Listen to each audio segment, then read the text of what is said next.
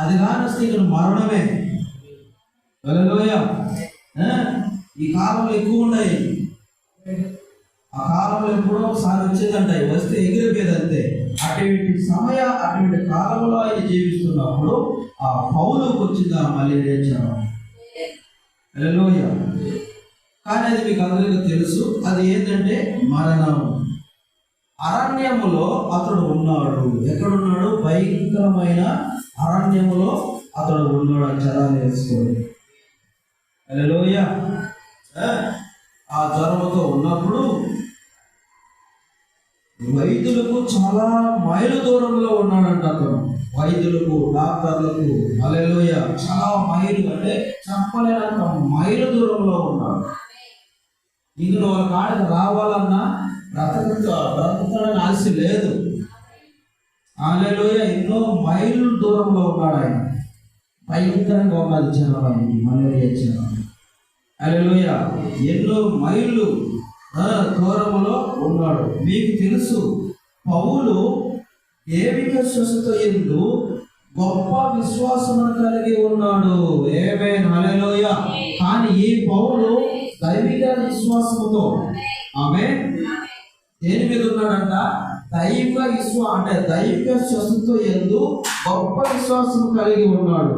అంటే దేవుడి మీదనే ఉన్నాడు ఆయన. నాకంటే ఇక్కడ ఎవరు లేరు. ఒకవేళ వచ్చినా నన్ను బాగా చేయలేరు. ఒకవేళ నేను వాళ్ళలో పోయి కలుసుకోవాలన్నా బతక లేను.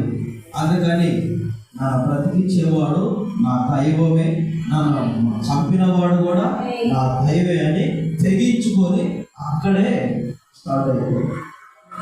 ఒకవేళ ఆయన డాక్టర్ కాడకు పోవాలన్నా కానీ ఎన్నో మైలు దూరంలో ఉన్నాడంట.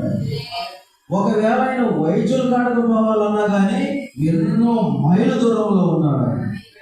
కానీ ఈ మైలు దూరాలనే దాటుకున్న మధ్యలో ఎక్కడ ఒక దగ్గర ఎగిరిపోతాడు. ప్రైస్లా. హల్లెలూయా. అప్పుడు టైము ఎంత వేస్ట్ అయిపోతున్నాడు. అందుకని ఈ టైము వేస్ట్ చేసుకునే దానికన్నా అదేదో మనం ఇక్కడే చేరి నా విశ్వాసానంతా, నా నమ్మకానంతా, నా ప్రాణానంతా నేను నమ్మిన నా దైవం మీదనే పెట్టేద్దామని చెప్పి విశ్వాసముతోనే అడవిలో చేరిపోయాడు. హల్లెలూయా. దైవిక స్వస్థత యందు గొప్ప విశ్వాసం కలిగి ఉన్నాడు. వారు వైద్యుని దగ్గరకు వెళుచున్నప్పుడు అతడు తన భార్యతో చెప్పాడు, ఎలాంటి భేదము కలిగించదమ్మా, నువ్వు నన్ను తీసుకోబోయా? ఏమా ఎలాంటి భేదము నాలో రాదు, మధ్యలోనే చంపేసుకుంటావు నువ్వు నన్ను. ఆమె మధ్యలోనే నువ్వు నన్ను చంపేసుకుంటావు. నువ్వు నన్ను తీసుకోబోయినా వ్యర్థమే, నువ్వు బాలేవు. నా గురించి అటువంటి ఆశ వదిలే. వైద్యుల కాడికి తీసుకోబోతున్న ఆశ వదిలే. డాక్టర్ల కాడికి తీసుకుపోతున్న ఆశ వదిలే. తీసుకోపోలేవు.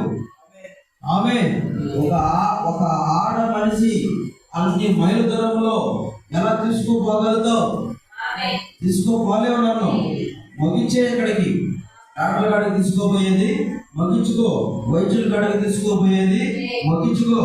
ఎందుకంటే అది చేయలేవు. నాకు కూడా నమ్మకం లేదు.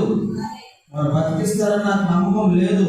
నువ్వు వాళ్ళ చేస్తావని నాకు నమ్మకం లేదు. ఆయన మధ్యలోనే వెళ్ళిపోతాను. అందుకని నేను ఒక పని చెప్తాను, దాన్ని చెయ్యి అన్నాడు. హల్లెలూయా. నేను ఒక పని చెప్తాను, దాన్ని చెయ్యి. అది ఎలాంటి భేదమును కలిగించదు. నేను అంతవరకు బ్రతకను. అసలు అంతవరకు కూడా నేను బ్రతకను. కానీ నేను చెప్పింది మాత్రం నువ్వు చేయి అన్నాడంట. ఏందయ్యా అని అడిగిందంట ఆమె.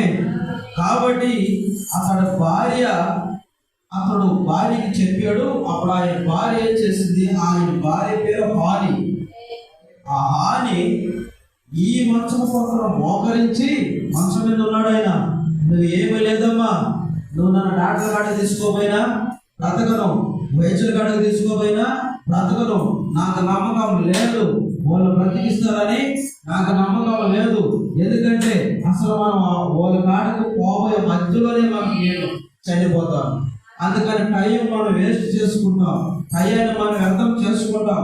అందుకని నేను చెప్పినట్టుగా ఇక్కడే మోకరించి, హల్లెలూయా, ఇక్కడే నీ మోకాలు వచ్చి, ఇక్కడే నీ శిరస్సు వచ్చి, మనం నమ్ముకుంటున్న దైవత్వానికి, ఆ యెహోవా దేవుడికి నువ్వు ప్రార్థన చేయి చెప్పాడంట. హల్లెలూయా.